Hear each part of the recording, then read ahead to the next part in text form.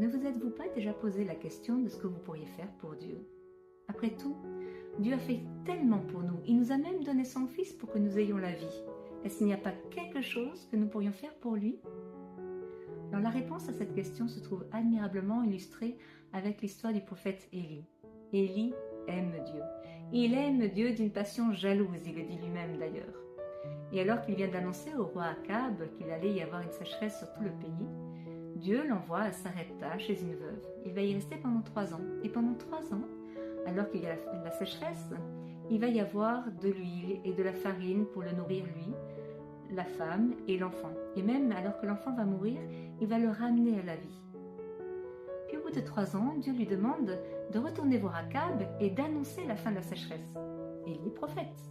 Son rôle, c'est de parler la parole que Dieu lui adresse et qu'il adresse au monde.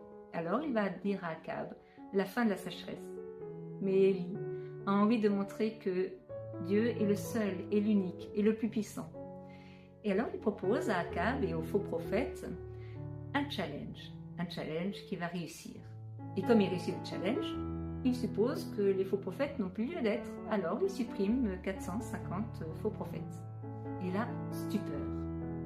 Non seulement le peuple n'acclame pas Dieu comme le seul et l'unique, mais Akab non plus et Jézabel, sa femme, cherche à le faire périr. Alors l'histoire se termine bien parce que Dieu va montrer à Élie qu'il ne se manifeste pas dans la puissance, mais dans le souffle ténu.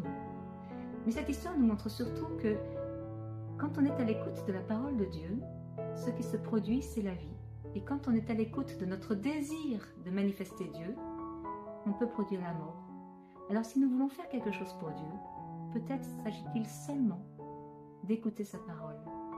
Choisis la vie.